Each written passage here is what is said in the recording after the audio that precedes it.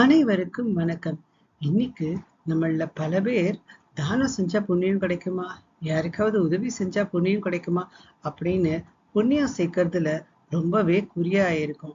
ஏன்னா புண்ணியம் சேர்த்தா குடும்பத்துக்கு நல்லதுன்னு சொல்லி வச்சிருக்காங்க. அதனால நம்ம புண்ணியத்தை எப்படியாவது சேர்க்கணும் அப்படின்னு நம்ம நினைச்சுக்கிட்டு இருக்கோம். ஆனா அப்படி சேர்த்த புண்ணியம் குறையாம இருக்கணும் இல்லையா? என்ன பண்ணணும் அதுக்கான டாபிக் தான் இன்னைக்கு பார்க்க போறோம்.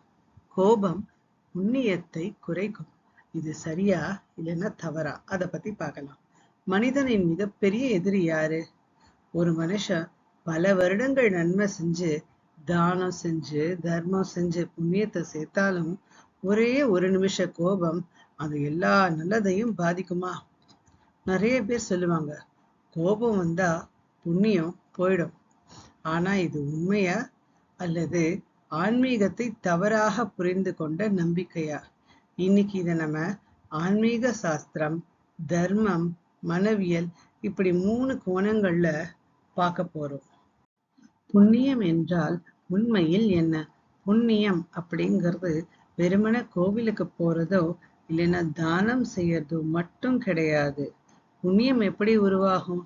நம்ம அடுத்தவங்களுக்கு எந்த எதிர்பார்ப்பும் இல்லாம உதவும் போது, அப்புறம் யாரையும் காயப்படுத்தாம வாழும்போது, கருணை மற்றும் தியாக மனம் கொண்டிருக்கும் போது, யாருடைய நிலையாவது கஷ்டப்படும்படி இருந்தா அதை பார்த்து நம்ம கருணை மனசோட தான் அதை எதிர்கொள்ளணுமே தவிர கேலி கிண்டல் பண்ணக்கூடாது. அந்த இடத்துல சுயநலமில்லாத செயலை புரிந்தால், அப்புறம் புண்ணியம்ங்கிறது ஒரு செயலின் பின்னால் இருக்கும் மனநிலை.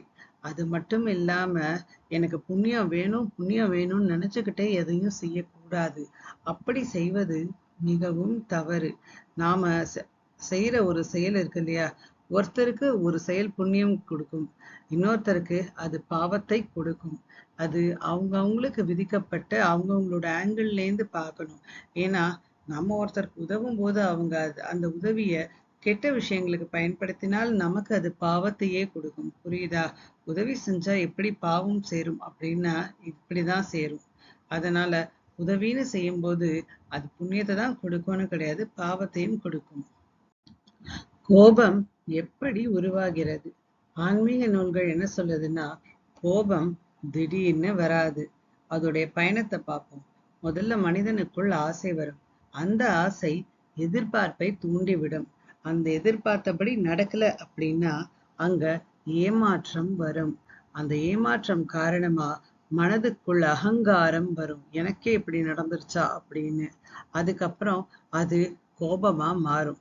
நாம நினைச்சது நடக்காத போது மனம் தன்னை பாதுகாத்துக்கிறதுக்காக கோபத்தை உருவாக்குது. அதனால கோபம்ங்கிறது வெளிப்புற மனிதர்களால நமக்குள்ள வரதில்ல, உள்ளேயே இருக்கிற கட்டுப்பாடு இல்லாத மனசாலதான் வருது. கோபம் புண்ணியத்தை குறைக்கும் காரணம். இங்க முக்கியமான ஒரு உண்மை இருக்கு. கோபம் வந்த நேரத்துல நம்ம என்ன பண்ணுவோம்? கடுமையான வார்த்தைகளை பேசி அடுத்தவங்களுடைய மனசை காயப்படுத்துவோம். சில நேரங்கள்ல அநியாயமான செயல்களும் செய்வோம். ஒரு நொடியில செய்த தீங்கு பல வருட நல்ல செயல்களோட பலனை குறைக்கும். ஏன்னா புண்ணியம்ங்கிறது மன அமைதியால உருவாகுது. ஆனா கோபம் அந்த அமைதிய உடைக்கும். எல்லா கோபமும் தவறா? இல்ல. சாஸ்திரம் நமக்கு ஒரு முக்கியமான வேறுபாட்டை சொல்லி கொடுக்குது. கோபத்திலேயே 2 விதம் இருக்கு. ஒண்ணு அகங்கார கோபம். என்னை மதிக்கல, என் பேச்ச கேட்கல அப்படின்னு சொல்லி அகங்காரத்தோடு கோபப்பட்டு செயல்படுவது பாவத்தை தான் உருவாக்கும். இது தர்ம கோபம்னு ஒண்ணு இருக்கு. அதாவது எங்கேயாவது அநியாயம் நடந்துச்சுன்னா பொங்கி எழுவாங்க. அப்புறம் தர்மத்தை காக்கணும், அதுக்கு கோபம் வரும். யாருமே ஏன் இதை செய்ய மாட்டேங்கிறாங்க அப்படின்னு சொல்லி கோபம் வரும். இதை நம்ம போய் செய்யணும் அப்படிங்கிற ஒரு ஆதங்கமும் இருக்கும். அப்புறம் அதுல சுயநலம் இருக்காது, பொதுநலமே மேலோங்கி இருக்கும், கட்டுப்பாடோடு இருக்கும். இந்த வகையான கோபம் பிறரை அழிக்காது, தவற திருத்த நினைக்கும். இதத்தான் நியாய கோபம் அப்படின்னு சொல்றாங்க. கோபம் வந்தால் புண்ணியம் உடனே அழிந்து விடுமா? இப்ப நிறைய பேருக்கு ஒரு தவறான புரிதல் இருக்கு. அதாவது கோபப்பட்டா போதும், எல்லா புண்ணியமும் அழிஞ்சு போயிடும் அப்படின்னு நினைப்பாங்க. ஆனா அது உண்மை கிடையாது. எல்லா புண்ணியமும் அழிஞ்சு போகாது. ஆனா அந்த கோபத்தால நாம ஏதாவது தீங்கு செய்வோம் இல்லையா? அந்த தீங்கு தான் நமக்கு புது பாவத்தை உருவாக்கும். நம்ம யாரையாவது கடுமையா பேசுவோம், திட்டுவோம், இல்லைன்னா ஏதாவது செய்வோம். டக்குன்னு அந்த ஒரு நிமிஷத்துல பாலிடிக்ஸ் ஏதாவது பண்ணி விட்டுருவோம். அதெல்லாம் கூட தீங்குதான். அடுத்தவர்களுக்கு எதிராக பாலிடிக்ஸ் செய்வதும் தீங்குதான். அதுவும் பாவத்தை உருவாக்கும். அதனால என்ன ஆகும்? நம்முடைய புண்ணிய கணக்கு மாறும். புண்ணியம் மைனஸ் பாவம், அதுதான் வாழ்க்கையுடைய அனுபவம்.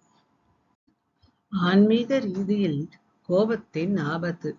கோபம் வெளியில மத்தவங்களுக்கு கெட்டது செய்யறதுக்கு முன்னாடி யாரு கோவப்படுறாங்களோ அவங்கள முதல்ல உள்ள எரிக்குது. கோபம் இருக்கும்போது கோவப்படுறவங்களுக்கு புத்தி வேலை செய்யாது. அவங்க எடுக்கிற தீர்மானங்கள் எல்லாமே தவறால தான் முடியும். கர்மா வேகமா உருவாகும். அதாவது பாவ கர்மா. அதனால கோபம்ங்கிறது மற்றவங்களுக்கான தண்டனை கிடையாது. நமக்கு நாமே தரும் தண்டனை. முனிவர்கள் ஏன் கோபத்தை மிகப்பெரிய எதிரி என்றார்கள்?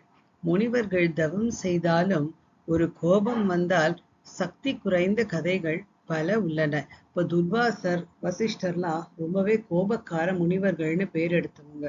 அவங்க என்ன பண்ணுவாங்கன்னா, அவங்களுக்கு கோபம்னு வந்துடுச்சு, அவங்க பேச்சை யாரும் கேட்கல அப்படின்னா சட்டுன்னு சபிச்சிடுவாங்க. அப்ப என்ன ஆகும்? அவங்க வருஷக்கணக்கா அங்க பூஜையெல்லாம் பண்ணியிருப்பாங்க, தவம் இருந்திருப்பாங்க. ஆனா அந்த தவத்தின் பலன் குறைஞ்சிடும். அப்புறம் என்ன பண்ணுவாங்க? திரும்ப போய் தவம் இருப்பாங்க. திரும்ப தன்னுடைய தவத்தினால் பலனை அதிகப்படுத்திட்டு வருவாங்க. அந்த நேரத்துல அவங்களுக்கு கோவப்படுத்துற மாதிரி ஏதாவது நடந்தா திரும்ப சாபம் கொடுப்பாங்க. திரும்ப போய் தவம் வைப்பாங்க. இப்படியே தான் வசிஷ்டர், துர்வாசர்லாம் இருந்தாங்க. தவம்ங்கிறது மனக்கட்டுப்பாடு. கோபம்ங்கிறது மனக்கட்டுப்பாட்டின் உடைப்பு. அதனாலதான் கோபம் ஆன்மீக முன்னேற்றத்தை தடுக்கிறது. கோபத்தை கட்டுப்படுத்த ஆன்மீக வழிகள். கோபம் வந்தா உடனே பேசாம ஒரு 10 வினாடி அமைதி காக்கலாம். அதுக்கப்புறம் பேச ஆரம்பிச்சோம்னா கோபம் கொஞ்சம் குறைஞ்சிருக்கும். அப்புறம் ஆழ்ந்த மூச்சு, அதாவது மூச்சு நல்லா உள்ள இழுத்து வெளியில விடணும். இந்த மாதிரி ஒரு 4-5 தடவை செஞ்சோம் அப்படின்னாலே மனசுக்குள்ள கோபம் இருந்தா அது ஆட்டோமேட்டிக்கா குறைஞ்சிடும். நாம ஜெபம் செய்யலாம். அதாவது கோபம் வரும்போது ஓம் நம சிவாய, இல்ல ஓம் நமோ நாராயணாய, இல்ல ராமராமா, இந்த மாதிரி இத ஒரு 18 தடவை இல்லைன்னா 108 தடவைன்னு மனசுக்குள்ள சொன்னோம்னு வச்சுக்கோங்க. அப்ப ஆட்டோமேட்டிக்கா கோபம் குறைய ஆரம்பிச்சிடும். சில பேருக்கு ஆன்மீகமே பிடிக்காது, கடவுள் நம்பிக்கையே இருக்காது. அப்படிப்பட்டவங்க கோபத்தை கட்டுப்படுத்த என்ன பண்ணலாம்? கோபம் ஏற்படுத்தும் சூழ்நிலையை விட்டு விலகணும். அந்த இடத்த விட்டு போயிடுறது நல்லது. அது மட்டும் இல்லாம இந்த சூழ்நிலை நிரந்தரம் இல்லை அப்படின்னு நினைக்கணும். கோபத்தை நாம அழிக்க வேண்டியதில்லை, அதை புரிஞ்சு அதை கட்டுப்படுத்தணும். கோபம் புண்ணியத்தை குறைக்கும். இது சரியா இல்லைன்னா தவறா அப்படின்னா என்ன தீர்ப்பு? கோபம் வந்தாலே புண்ணியம் அழியாது. ஆனா கட்டுப்பாடில்லாத கோபம் நம்மள கெட்டது செய்ய தூண்டி விட்டு புது பாவத்தை உருவாக்கி புண்ணிய பலனை குறைக்கும். அதனால உண்மை என்னன்னா, கோபம்ங்கிறது புண்ணியத்தை நேரடியா அழிக்காது. ஆனா அதை அனுபவிக்க முடியாத நிலையை உருவாக்கும். அமைதியை காக்கும் மனிதன்தான் உண்மையான ஆன்மீகவாதி. இந்த வீடியோ உங்களுக்கு பிடிச்சிருந்தா மறக்காம லைக் பண்ணி, சப்ஸ்கிரைப் பண்ணி, ஷேர் பண்ணிடுங்க. அனைவருக்கும் நன்றி.